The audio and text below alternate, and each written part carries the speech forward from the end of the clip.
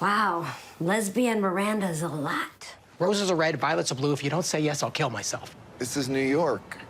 They have hotels, right? Hello, everyone. This is And Just Like That, The Writer's Room, the official companion podcast of And Just Like That from Max. I'm Michael Patrick King, writer, director, and executive producer of And Just Like That. And I'm here today with executive producer and writer Jullie Rottenberg. Hi. Executive producer and writer Elisa Zuritsky. Hi. And supervising producer and writer Samantha Irby. Hello. Super duper. Super duper. Should be Sam's real title. And today we'll be discussing the writing of episode number 207, February 14th, directed by Ry Russo Young. And if you haven't seen the episode yet, please turn us off and turn it on. You'll have a much better time as we go on and on about significant, important details that went through our heads while we were writing episode 207. The title of this episode is February 14th, which, of course, everybody knows is the date of the St. Valentine's Day Massacre. And also known as Valentine's Day if you are in a relationship or not in a relationship. It can be hard not to know. It's a hard day to stomach. And we really wanted to experience many levels of Valentine's Day in this episode. And when you have a show that has a majority of principal characters, you can literally spin the story wheel and decide who's going to be what. So the primary cliffhanger story wheel that everybody's waiting for that stops on Aiden. The last episode ends with the cliffhanger, technical writing term, of Carrie hitting send. And this episode, written by Samantha Irby, starts with Carrie opening her computer casually to just scan her emails and sees immediately that Aiden responded. And the first thing she does is what, Sam? Doesn't she slam the laptop shut? Yeah, she slams the laptop shut. This is a game show now. For 200? You know what? She slams the laptop shut. She's nervous. She thinks, I don't want to know. And then she slowly, in your stage directions, let me remind you of your wonderfulness. She looks around, then creepily opens the top and casually looks at it again. And you cut right into the coffee shop where she is telling Charlotte and Miranda that Aiden asked her out for dinner on Thursday, which triggers Charlotte in a good way into the Cupid on steroid person that she is, Valentine's Day. And what does that mean? And this felt like such a throwback to the good old days in Sex and the City where everything seemed simpler back then. I think it is their archetypical behavior, points of view, which is Charlotte, romantic, Miranda, side-eye. Right. And especially now because Miranda's in, like, you could say, free fall. And this was also one of the few times in this season that we very deliberately just had the three girls, the three original girls, because otherwise it feels like you have to catch people up on the backstory of Aiden. You have to explain who Aiden is, this felt very, why he's important. Classic for expert level. Samantha, speaking of that, why don't you explain who Aiden is and why he's important to you? Oh, my God. Okay, Aiden. Thought you'd never ask. Played by John Corbett, who's just a big brick shithouse of a man. He's so hot. In the best way. In the original series was Carrie's best boyfriend. He is the one who should have won.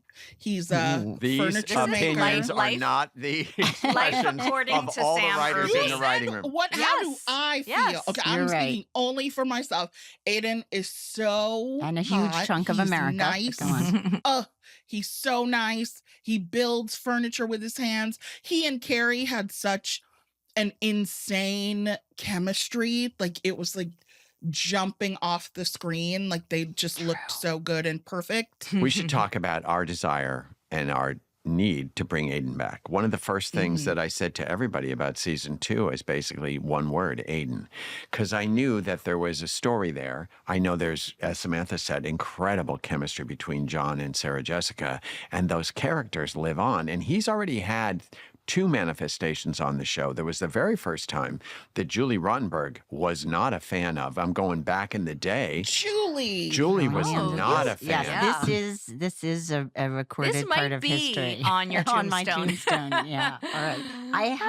I had it's I think have it to was say this day again. one. Day I one. love John Corbett. I love. Oh yeah, that's like, not the question. It's story. Great the character. Aiden. I felt I did not want to bring him back. And I have to say now, what's really important in a writing room, since this is the writing room, is different points of view. And Jullie wanted not to bring Aiden back, not because she had any bad feelings about the experience of us working with John, but she was worried about retrod turf and wanted to say, haven't we already done him? And she also, back in the day, didn't love, she wasn't really into the styling of him. And so you made John, you actually, Michael. Everything that Jullie said. Gave him a makeover. We gave John a makeover. Yeah. We cut his hair. We took the turquoise jewelry away. We told him he had to be rock hard when he came back. Because if we were bringing Michael's words, no, it's true. I said it to John. John knows that he was eating fried chicken when I told him, and he dropped the Michael. He dropped the fried chicken on the plate and fell down in the booth that we were sitting in and said, "I knew I was a fatty." Like, I mean, God, you know. And then he came back rock hard with short hair. But the reason is it's not an aesthetic choice of come back differently because I thought he was perfection. It was a story choice. Mm-hmm. If we're bringing somebody back, we have to find some way to bring them back in a new way. So here we are now, bringing Aiden back again. And we have tricks up our sleeves as to how he is new and what we can actually do with the storyline, considering, and it's a very big consider, all the water under the bridge, all the pain they've already been through, how much Carrie has hurt him in the past, according to fan boards. Right. And Twice. how badly he took the breakup. So in order to wrestle all those realities and not throw them away, this would be the emotional equivalent of saying, we have to do something new with this dynamic that we haven't done before.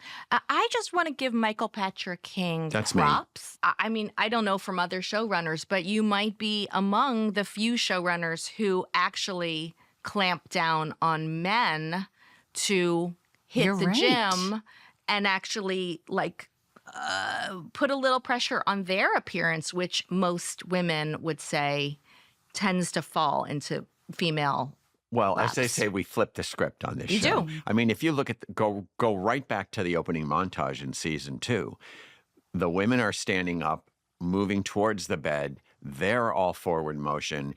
The men are in underwear waiting, which is usually in every other show you've ever seen. The man comes home from work, he walks in the door, he drops his briefcase, and he goes in, and there's a nymphette in bed going, "Honey, I'm ready." Well, now we have legs spread. Not a nymphette. A nymphette, yeah. And now we have some male nymphettes. Yeah. Very true. I thank you for that. And I will say, in the discussion about bringing Aiden back for season 2 of And Just Like That, for me, it had to be about what would really happen. And I believe it. I think that's what happens when we're older, especially after a tragedy like Carrie has suffered, is, let's face it, you have fewer and fewer really powerfully strong people in your life who have known you for a long time. So I believe that she would have reached out to him. And it would have never happened last year. There was never a thought in our minds as story writers last year that Aiden would ever show up with that very emotional story of carrying Big and losing Big. There was no way he would ever exist in Carrie's mind. I gotta say, I think if Big hadn't died, I don't think she ever would have reached out to him again. I don't think she would have seen him again. Maybe she might have bumped into random him again, running. like she did. I think it'd be very disparate because we went out of our way to point out, and you'll find out more details about his life in the next episode. I won't do them here, but we went out of our way to say he's really not casually around. Right. That's the thing is, like, they weren't friends. I think what you're saying, they wouldn't like, hey, How what's have you up? been? Right. Yeah, there's Yeah, no he's- Christmas They were cards never friends. He's going not that back and thing in forth. Manhattan that happens all the time that Yes. we used to play with all the time in Sex and the City, which is like, there he is again. Right. I bumped into him on a corner. I ran from Steve at a bodega. I bumped into Which is real. Which is real. But it's not Aiden's world. I think Aiden was really beat up by New York. So here he is coming back. And the tone immediately should be different to people. Carrie's like, I want to go on a date with him right up front. Yeah. She's Right, not, she's not she's not messing around. downplaying it. Again, she's like, right. I said yes to the date. I knew it was Valentine's Day. I want to see him. I want to have a date with him. And Charlotte has postured. He does have a girlfriend. If he's He asking does. you out, he doesn't have a girlfriend, and he doesn't know it's Valentine's Day. And Carrie says, I think he doesn't. I think he does. He doesn't know, then therefore doesn't have a One girlfriend. of my favorite moments in that little coffee shop sequence is Miranda does one of her usual slams to Charlotte. Yo, stop! You're going too far again. And Carrie, instead of just sort of laughing along, is like, no, wait, Yeah, you let her you finish. stop, let Which her is finish, the telltale. which I love. She wants to hear. Yeah. What the is the positive, analysis? potentially Yeah. romantic she wants moment. She's them to ready be on for board. it. Yeah. She wants. Well, She wants the Charlotte take. Now, literally, we are only. This is a 2-minute scene, and we've spent 10 minutes already just talking about what went into it. And that's the truth. Before you know how something, the tip of the iceberg, you have to create the iceberg. So underneath all of this, we have layered all this stuff. And of course, what goes next in the scene is Charlotte saying to Miranda, any special ladies that you're Right. seeing? And Miranda says the shocking thing, what makes you think it's just ladies? So let's talk about Miranda's sexuality at this point. Samantha, where are we I was with, gonna say, with, this with feels Miranda? like a Samantha area. I feel like Miranda in this episode is still, I don't think when she got with Che, she ever did a deep, introspective, am I gay? What am I? What does this mean? What am I doing? And she still hasn't done that. I think in the beginning, she definitely thinks Che's like an anomaly, that like I was attracted to the person and not the gender. That's an easy get out of jail free card.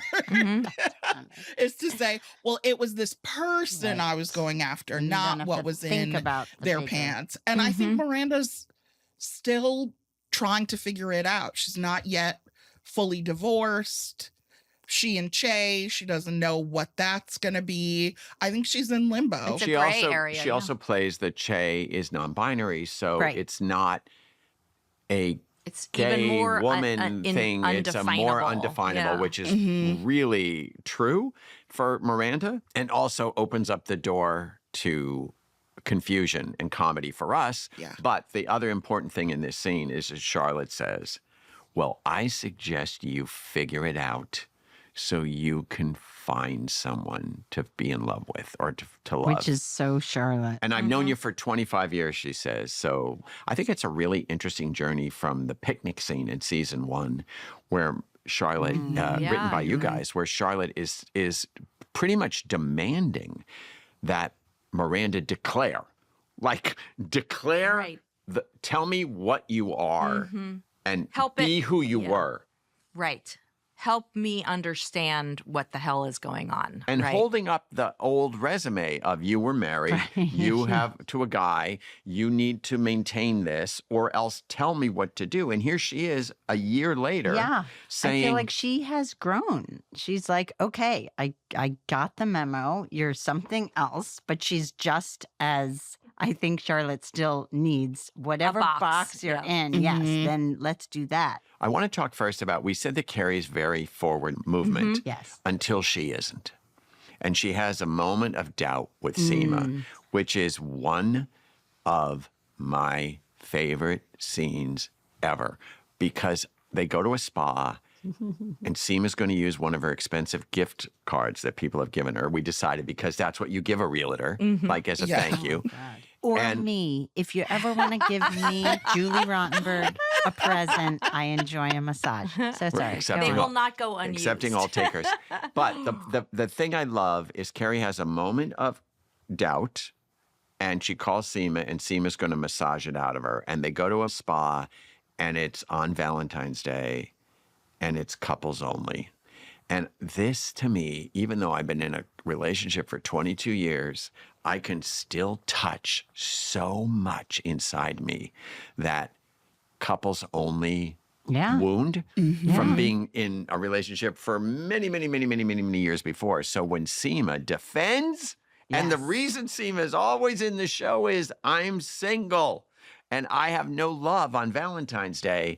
And to have that lion walk into that spa and defend her rights. There's been a misunderstanding. We're only doing couples massages today because of the holiday. What holiday? Valentine's Day. And I repeat, what holiday? Last I looked, it was Thursday. Banks are open. Mail's being delivered. Well, it's just something nice we do on this day to celebrate couples. Why? Aren't they celebrated enough? Seema, I don't need a massage. You do. She does. I have a solution. Can you pretend to be a couple? I can't. I'm too busy pretending not to be outraged. I feel it's a perfect scene.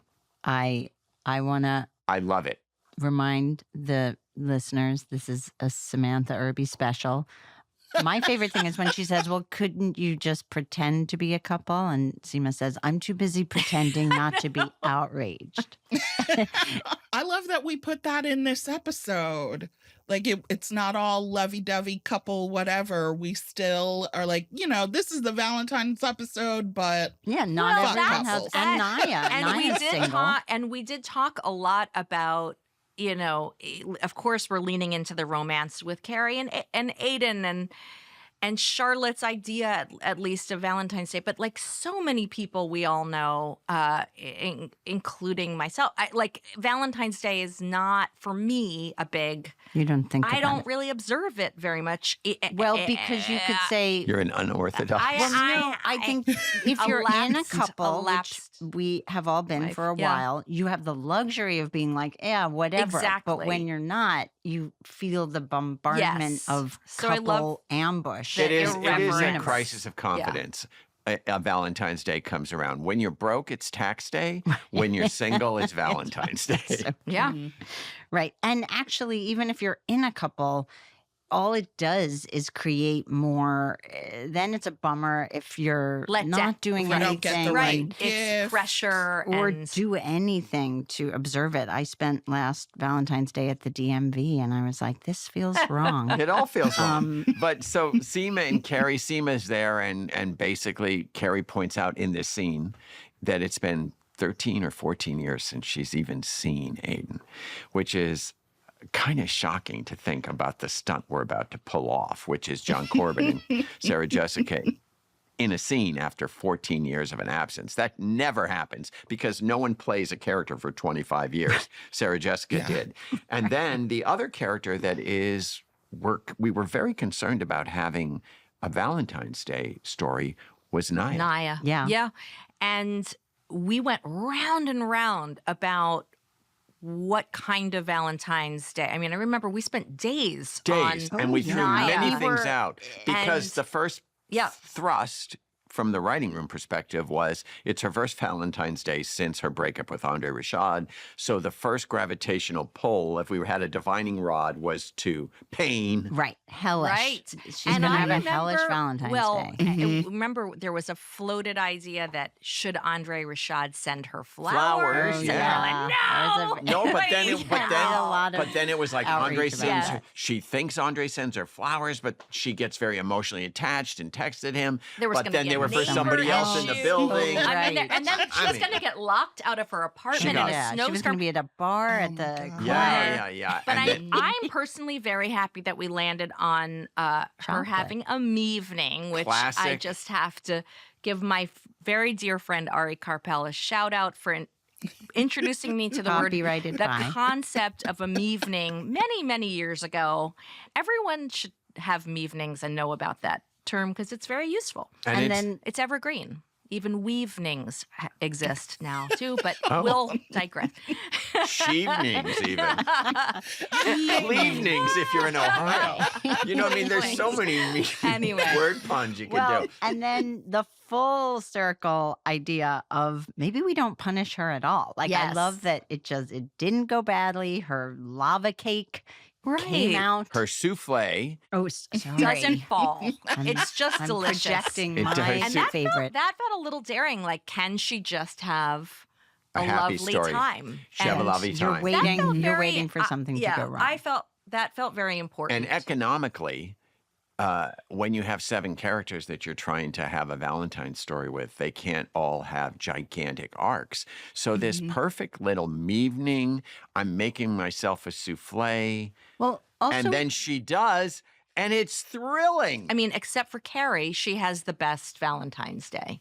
Yeah. You could argue. I would say she has the better Valentine's Day because it's clear from beginning to middle to end. What she wants is what and she she got. achieves her goal. And also, we wanted to show a peek into her life, that she has good friends who would be worried about her, who would have known her all through her relationship with That Andre she is a Rashad. Carrie, and she is a Miranda, she and has she her is a own Charlotte. people who we don't always see every week. But that was important Yeah, to it was us. important that Angelica and Susan, named after Susan Fails Hill, of course, are on a Zoom so that you understand each of these characters has a bigger life. Like, we're talking to people in our minds, whether you're seeing them or not. I'm sure Carrie talks to Samantha all the time. Right. Not Off Samantha screen. Irby, Samantha Jones in London. You just don't She see could it. call me. I'd talk to her. It's important to note that we always are trying to show more of these lives in even little impactful ways. And what we showed in Naya's world is that she has girlfriends like Charlotte's worried about Miranda and Carrie that worry about her being alone. For the first time, And then she does the evening to them and they're not buying And it. they're jealous, actually. Right. Because they're married. They're but stuck bad- with their bad marriage. Yeah, husbands. they unfortunately have to eat with their husbands. And also the Naya story is fun because the bookstore getting a souffle, it's about her learning. She's always reading and teaching herself or teaching someone something. And in this scene, we find out Miranda's story starts, which is she's already looked online at many, many gay dating sites, and she's just looking at them. Quite frankly, the way she used to look at not gay dating sites, like This is just she's an overwhelming. alien She's always researching. in society. She doesn't know where she fits. Well, and this felt like an exciting moment because all of last season, she went from being married to Steve, who she'd been with for many, many years. Then she was in this thing with Che. So this was really the first moment where she does have a clean slate. And that last revelation where she says, I realized if I were in my 30s, I would have stayed. Now I don't have to. Like this The what bad we've- date with what Bad we've date. with Amelia learned. Carsey, a pun close to Darcy, because we're trying to do that Jane Austen addiction that Miranda has under her brittle lawyer. She's still like an Austen head. And then that's happening everywhere. Jane Austen heads are everywhere. And so we flew into the emotion of Valentine's Day just to introduce this character played by Miriam Shore, who you know from many things. And also, Younger, as well as the original she's been Hedwig in The everywhere. Angry Inch. And she was in The Americans. Yeah, she's amazing. Oh, She, Elisa. Americans alert. Hello. She also, this story in thinking about, well, how is it going to go wrong? That I feel like we didn't want to do bad sex. I think we thought about that. yeah. Oh, yeah. We Oh, did. did we ever? We did. You're right. I'm not going to say it because maybe we'll use it one day. But Oh, no, we're going to say it. At one point, she was going to be all talk, no action. She was going to be all romance. And then when she went down on Miranda, she right. just, Bad at it. the most progressive thought we could have is that anyone can be bad in bed. right. It doesn't Yeah. matter how progressive, what your orientation is, how much you know everything. You can still be bad in bed. And it's, of course, very Sex in the City, a surprise. Right. Also- Because Miranda's completely surprised. She has projected. And we made such a point last season of showing this connection she had with Che, who says, I'm good at sex. Yeah. Yeah. So you can forgive Miranda for thinking that maybe everyone is. I'm putting Miranda through a lot. And Well, but yes, by design. Oh, you had to leave your couch? the desserts and the TV wasn't enough. Right. Welcome Here's to what else the is out there. underworld, the Greek myth. Now you Yes. must go through hell Right. Right. and forward to come out to see what's on the other side. You took this mythic journey away from the home thing that you were unhappy with, and now pay Hope you're the happy. price. First of all, I feel like Miguel, our production designer, needs a special shout out for Oh building. my God. Building the This tiny, apartment. probably the most realistic New York apartment on our that show. you could ever see on television. So realistic that we kept saying to him, smaller. I mean, And you have to know it pained him to make this messy. it was perfection in my. I think our design team is really unique in that they actually read the stage directions. And then it said in the tiny apartment, and we all lived in tiny apartments, and we just kept reinforcing tiny apartments. And there was a preview, not tiny enough, smaller. And how do you shoot a tiny apartment? the day this was being shot. Lise, you were there. Michael, I think we were shooting on another. It was like one of these days. Yes. We had 2 units, which is hopefully unusual, but it happens. And I just remember calling you, Lise, and I was like, "Is it gross? Is it small? Does it look? Is it gross enough?" And Lise was like, "I think it is." You know, we as writer producers are I would say, the guardrails for the show to try to keep it in our consciousness and know when to keep the show in what our consciousness was when we were thinking of it. And sometimes we let go and go, oh my God, that's such a better idea. Right. But a lot of times we have to say, this is the vibe. And we split up and cover different sets. And if I'm directing, Julie's there, or she's at another place, Elisa's there. But the reality is, when you get a call from Elisa that says, it's hilarious. It is so calm. It true. is hilarious. And that was great. Well, I think what I love about where we landed, even though we spent so much time on the bad sex, in the bad sex arena, I love that ultimately what the scene is and what the story is this woman is just bad at seduction. It's like she didn't know you can't get to the sex because she didn't know what a date in her home should be. And I believe this was coming out of one of us had a date that was similar to this, where there was great expectations, no pun intended. It was me. Yes. There was a laundry situation where someone said to me, I've got to go get the sheets. I'll be back. And I was left in the apartment, and it was like, talk about fright or flight. I was just like, fight? Is that in the mix? Or what else is in the mix? It's so classic this is getting when you're in someone's home. Well, and to be left alone, then you have the moment to think, like, do I leave? Look at all And that is stuff. this a bad time to say that it was actually Miriam Shore that I was on a date with? And that's why she's in the show? No, it was not. Which was even more shocking. It was a high-end gay man. So there you go. He cared so little the sheets were in the laundry. Yeah, I mean, that is the kind of gem that I mean, did comes he up only with have carrying one it set of around. sheets? You carry it around. Yeah. When around something for comic decades. cream pie happens to you, Yes. it just rattles around. true, And you're then you right. go, okay, what's the worst thing that could happen to Miranda? What's the most... This episode has a lot. I was thinking this has a lot of direct from MPK's Files? life, because the restaurant, back to Carrie, the yeah. restaurant yeah, confusion Yeah, I want to talk with about that. Aiden comes from Yeah. you. Mhm. I'll tell. Yes. Please so do. when we were about to do And Just Like That season 1, I wanted to talk to Chris Noth about it because I met everybody and said, here's what I'm thinking. What do you think? He told me to meet him at a restaurant, and the actual locations that you see in the show are those 2 restaurants.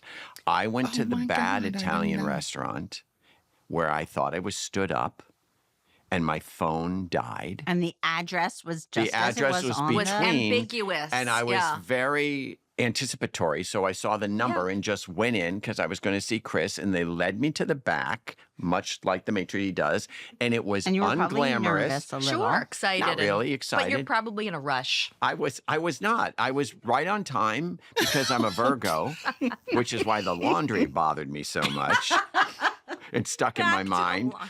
Anyway, I went in and the guy led me back into this bad area. And I thought, oh, I guess this is like where Chris likes to come because the guy led me right to this table. This must be Chris's table. And it was a table for 4, not 2. And then then he didn't show up. And then I gave him the actor 20. I'm gonna say I gave him the star 20 minutes. Okay. Which is like, I'll give them 20 minutes because they're a star. And your phone had died. My phone right? was So you dying, couldn't- and then I had to plug it in exactly like you see. And then it comes to life, and it makes the writing seem so less special because it actually happened to us, or else it makes it legitimate as a farce No, because it really happened. helps that it Yeah, happened. it all of a makes it sudden, real, I when think. my phone came back, there was a message from Chris. Where are you? And I'm like, I'm here. Where are you? And he says, I'm in the red booth. And I go outside, and then I go next door into the most classy, the most gorgeous, and he was like, I thought you stood me up. And I thought you got lost. And then he was having champagne and caviar, and it was, to me, the Juxtaposition. the juxtaposition was so weird that these two disparate restaurants would be right next to each other. And when we were looking for a way to entice Reenact that. drama or make Carrie nervous, because she's always great when somebody doesn't come someplace. Her birthday at Il Cantinore when she was 35 and everybody couldn't get there was so good to see her all dressed up. Right. And ready, At the and wrong then to place. have it not happen. And the lighting Yes. in that restaurant was so bad. Awful. And the busboy, the busboy, the actor was so perfect. He chewed gum during his audition. And when I saw him on the day, I was like, "Did you bring the gum?" He was like, "Yes, I did." And I was like, "Yeah," because he's not like, sometimes guest stars come on and they feel like I'm in a scene with Sarah Jessica Parker, and you can somehow feel the importance of it. He was like, Did not "Yeah, care. you're Yes. Carrie and you're nobody to me." Yeah. But anyway, so that happened. You're right, it was my life. Yeah. And then the other interesting storyline that we went back and forth was LTW. Oh my God. And What Baxter. was Oh, her yeah. Valentine Oh, yeah. Oh my story God, going to that be? was that was the biggest. That was the round and biggest round. hurdle. Yeah. Because Yeah. we immediately felt the need to create tension between her and her husband, because that was vacant. And we wanted to use a flavor we hadn't seen before, where it's not about them, but it's about not even the son, but the son's girlfriend. Whose Valentine is Herbert Jr.? Is he a mother-son Valentine? Is he the new girlfriend? And it got to And how much of a villain is the new girlfriend? the North Star, the target. The one thought that we all knew was something was that girl was in LTW's closet. So we just thought, how do we get her there?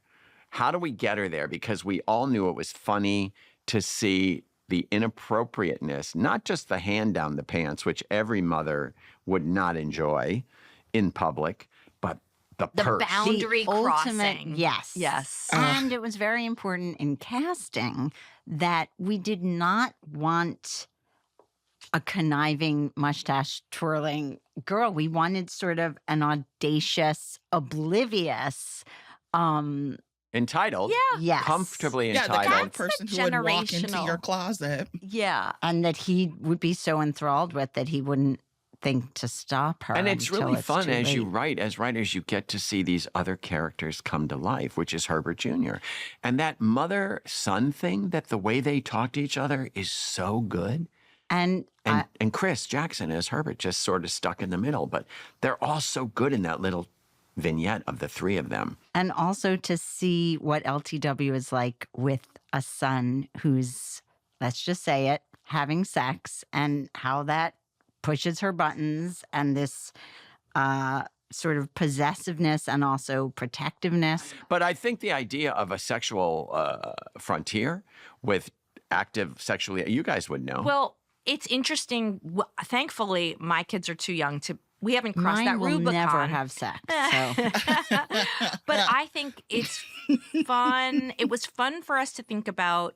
We've already seen last season, we got to see Miranda with a sexually active son and her kind of eye roll to the whole thing. Whereas a different mom with a different teenage son, what's her attitude? Where are her boundaries? But the reality is this. The kids growing up changes. We had Lily lose her virginity, and we pick up this storyline with Charlotte coming home and saying Lily wants to have an F the boys dinner party. And it's one of my favorite line readings of Kristen. She says, well, Blake broke up with her a week before Valentine's Day. And if she wants to have F the boys, then F us. Now, F us, she I think says. this is a moment for Sam. This is another Sam specialty. This story was inspired by Oh, shit. Julie's Sam. taking no Yeah. prisoners today. Sam, wasn't it your friend or something? No, it was. Yeah, and my friend had special banana bread in her freezer that was unlabeled, and her mom ate it and had never been high before and certainly wasn't ready for the level of toxicity that we like to consume. And she called an ambulance because she wasn't feeling right. And then she was in the hospital for a couple of days before they figured out that she was just high. When I heard that, I fell down laughing. I loved it so much. And we were Yeah, I like, mean, that's this is going in." happening. So amazing. Yes. This is happening, but the reality is the Pot and Charlotte is really about the extreme comedy of Charlotte thinking she's having a stroke and Harry thinking he's losing the love of her life. We wanted to show an undying, like epic, Wuthering Near-death Heights kind experience. of, please don't leave me like Ghost, Yes. where Harry goes to the end of the earth to find his love, you know. Well, and also, what a perfect way to bring Charlotte's whole storyline for the season to this apex of her having become so overly invested in her kids' quote unquote career as a Right. model. As a model, Rock's career as a model, she becomes a momager. One of my favorite scenes also is Charlotte telling that the person at the desk, receptionist. we have appointments in Manhattan. Like it's like they're in Siberia because they're in Queens or Brooklyn. And she's so embarrassing to Rock. I find like the thing that makes my kids the angriest is the fact that apparently I embarrass them left, right, and center. Are you Can you haughty? believe it? They don't like it when you're No, haughty. they don't even like if I like wave to a neighbor. I don't like They're it when you're haughty either, by the way. No, it's like by breathing I'm bothering Well, them. Charlotte has a reason. I mean, we made her annoying so that Yes. Rock could end this little story arc that we had. We wanted Rock out, and we wanted Lily, Charlotte's good girl, to basically throw her out of the house. And as she's going, because she hasn't eaten all day, she grabs the brownie that one of her friends made and eats it, and then thinks she can feel her blood. And then Harry overreacts, and they put her in an ambulance and take her away. Also, all for the moment when Charlotte, as you said, has an overview of what her life has become, and we get to step in and reclaim that job offer that I think I've heard the audience felt really bad about when she said no to Mark Kasabian. When he offers you the job and she says, no, my kids need me more. I know for a fact people have said to me, I was so disappointed Charlotte didn't take that job. We were excited about showing what happens to, I think, many women who were, probably alphas, first in their class, very successful, driven, ambitious women who have kids, then maybe step away from their job, and then all that energy is channeled into motherhood, and in this case, your child's passions. And where does it go? It's like it becomes, what was the phrase? Driven to madness? No, Perfect madness. Perfect madness. Well, About also when the audience is watching the episode before this and Charlotte's out in the snow getting Lily condoms. Like an insane person. You can either say that's really good mothering, or you can say she needs to get a life. So in the next Too much time on her in the hands. next episode, we have Charlotte recognize that maybe she needs to get a life. Honey, when I was in that ambulance, my life flashed in front of me, and I didn't like what I saw.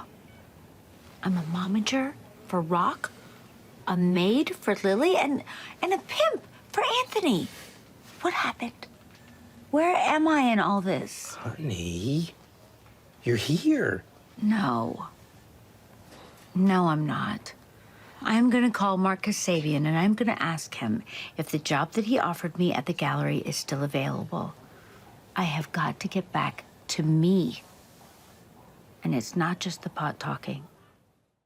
So she's going to get a job, which was very important to this season. And the other thing about the Charlotte story that's so fun for us is not only is she just Rock's manager and Lily's maid, as she says, she's also Anthony's pimp.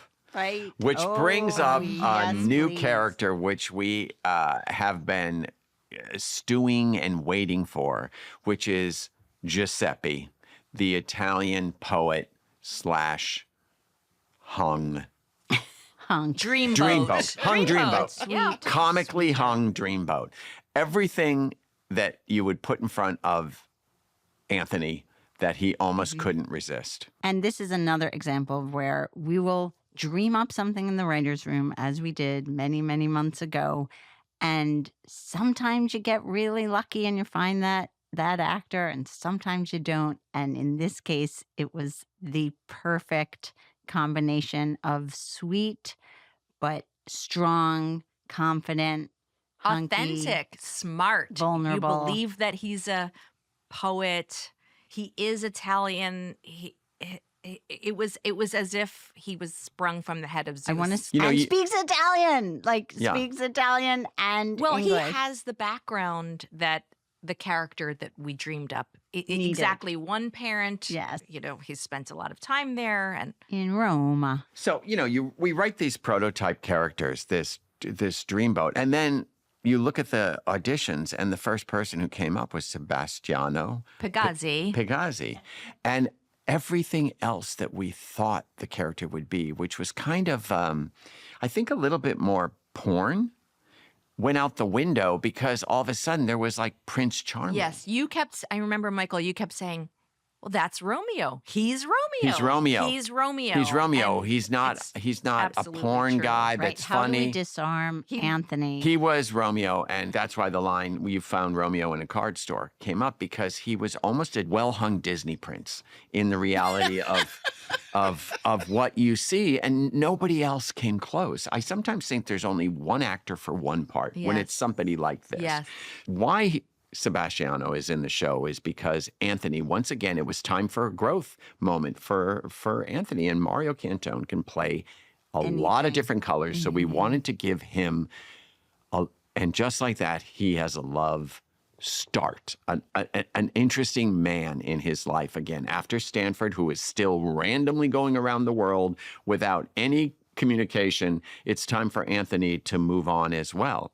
Carrie might be moving into someone she knew in the past, but Anthony's moving into somebody new.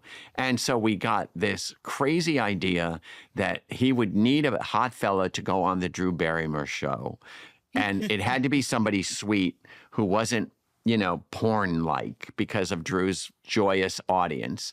And so Charlotte finds this guy writing card stores. And I just sent you a picture of a girl in Strawberry Fields, poems for $1. Yes. I mean, it's all Yes, over at farmers market. Yes, There's sure, in Chelsea Market. And so we're like, if we see it, then we're like, that's gotta use legit. it. Yes. Somebody writing a poem with an oldie-timey typewriter is cool. So she asked him to do this one appearance on the Drew Barrymore show, and Anthony has never seen him in the hot fella's uniform until a moment before they go on.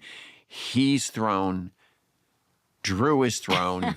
And we should Charlotte say and Richard Burton are thrown. We got very lucky that Drew Barrymore happens to be a huge fan. She's a very big was fan of it, just very like that in Yes, Sex and the can City. we? Delight. That was a shoot that I couldn't be at. So I'm curious. Do you want to share any of your in-person experiences? I mean, with Drew is like, first of all, she is a super fan and really happy to talk about it and has questions.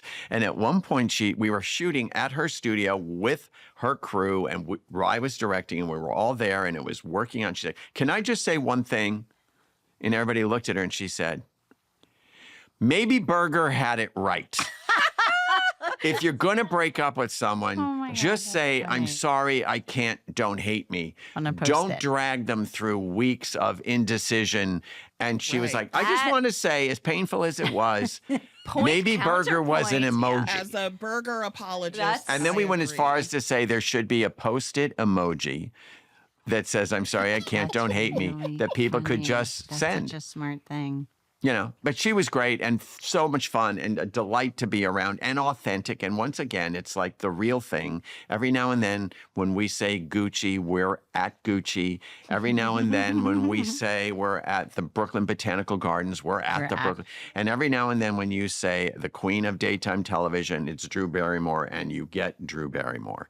And that was really great. But what it really sets up for us is the idea that there's a new person, a new obstacle in Anthony's life, which is he has to get this guy to stay, or else it'll be false advertising for what just happened on TV. And create this great foil for Anthony and put this person in his orbit that he's never, it's the kind of guy we haven't seen him with. Yeah, so orbit to Corbett. Let's finally talk about the introduction of Aiden again. You already talked about the fact that it was a meet confused, and there was more to that very first scene in the writing of them sitting down at the table. It was more kind of really cute, casual, funny chit chat. But when I saw Carrie and Aiden embrace on the street, that communication went so far past niceties, chit-chat, yeah. that when I then saw the scene that Samantha had written, and it was like just, 8 lines before they get to this, I was just like, that feels like we're past that. And then I thought, when I was in the editing room, which is, I'm a writer-editor, which is good because I always protect the writing. But the reality is, when you're seeing somebody after you've had a tragedy, I actually thought the first thing I would say is right off the bat, I'm so sorry. Yeah. Yeah. It felt like even with the baggage. Even with the baggage, you would care still would come go through, like, yeah. the first thing would be, I'm so sorry. Yeah. And I just thought, well, let's start there. Yeah. And there's one joke before it, which is great. I gained 40 pounds. Right. Break the I lost ice. 40 pounds since I sent that email, which is great. And the reality is, I thought that they should get right to it. And Carrie and Aiden seeing each other is so complicated and yet sweet. And Sarah Jessica and John seeing each other is uncomplicated and giddy and sweet. Like, ooh, a playmate. Oh, yeah, and the way she friend, falls into him. My old friend. What I was surprised by, and this is having been there on set, in watching the cut, was that, yes, you saw they have that decades-old comfort level with each other. Now, this was another thought that I know, Michael, you had along with, I think, your first impulse of even bringing Aiden back, which was that he would not set foot in that apartment again, which... I love that so much. Just the concept that on first information, he would not go in there. Yeah. Yeah. And what a perfect, it's like they got through the restaurant confusion, they got through the booth, and then to suddenly discover, oh, it's not that simple. It's They're not in gonna the be present. They're in the fantasy. present. Now Right. they're it in was the all past. going too easily. And for him to basically say the thing out loud, the elephant in the room, which is everything that went down in that apartment. He can't live it. I just can't do it. No matter how much I want to, I can't go in there again with all that. I'm never going in there again. I thought it felt too easy, too.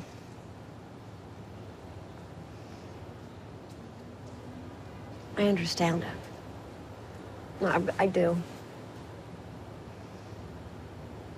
I guess time doesn't heal everything.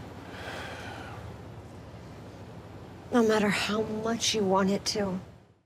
He can't live it again.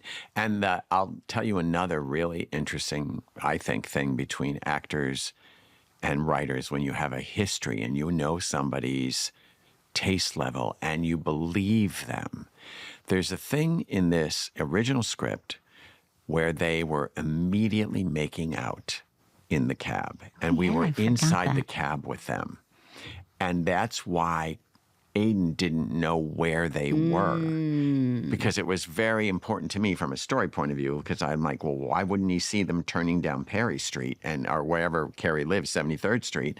Perry Street is where we filmed 73rd Street. When they turned down Carrie Street, why wouldn't he just go, wait, what's going on here? So I thought, well, they have to be kissing.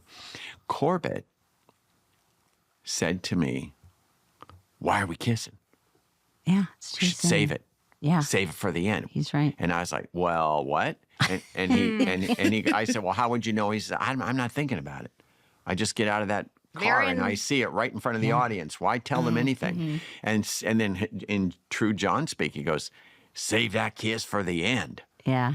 And I was like, yeah, that's a big Hollywood ending. Save that kiss for the end. Yeah. So then we go into the script and we cut the cab scene, and then they get out and John is saying something about slap open some beers as he's getting out of the cab, which is just an improv. Like, I could slap some out and you hear Sarah Jessica or Carrie laughing. It doesn't matter what they're saying, but what you're getting is, oh, he's not focused on where they are. Right. He's just having a good time. Right. So Which that he I gets believe. out Right. and then he sees it and it all goes away. And on the flip side of me listening to John, thinking that's a good idea, John was like a dog with a bone about one line. He didn't want to say, I'm going to go. Shit, I can't do this. I'm going to go. He said, I would be further past that. And he said, I'm an adult. I would be further past that. And I said to him, we had conversations. And I said, well, like, part of you is an adult. Right. And part of you is a child screaming in pain that you don't want to go into that house. And you've got to find a way to Navigate do that. both. And then on the night, he made peace with the line, but the night we were shooting, he did not want to turn and walk away and then come back. And that's when I said, And- you've got to walk away for the same reason yes. we're giving them the Hollywood kiss at the end. You've got to walk away so they think, so we can see Carrie, who has, by the way, has accepted this reality. Right. And that's very important. Right. She says I knew it was too Good to be true. line. But what's really, really important in that stoop scene is they are in agreement. It's just disappointing. He's not saying you did this, and she's not And saying, she I knows- did. I'm bad. She knows she can't argue. Well, she believes Yeah, him. what are you going to say? Right. Yeah, I mean, No, right. you must come back to this apartment where I dumped you and walk on your old Where floors. all Twice. that pain was. Yeah. But the bigger thought is they say in the restaurant they're on the same page. When they talk about, I thought you were going to dump me. I thought you were going to stood me up. I thought you stood me up.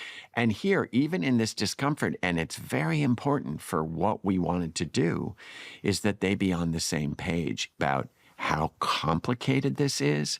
And they were both sort of surprised that it was not going to be as easy as they Yeah. pretended in their heads.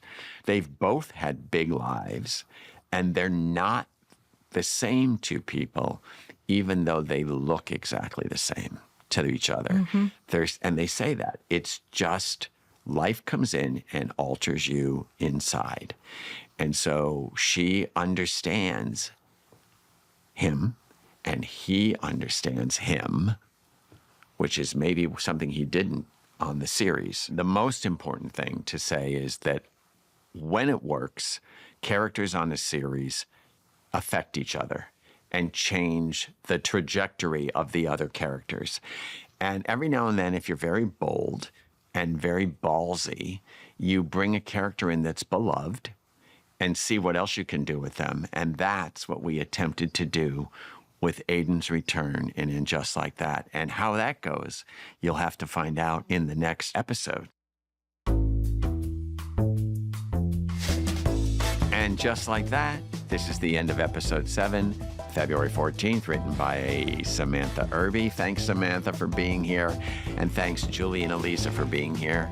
We'll be back next week to unpack episode 8 of the series, 100 Years Ago. Stream new episodes of And Just Like That Thursdays on Max. And listen to this podcast on Max or wherever you listen to podcasts.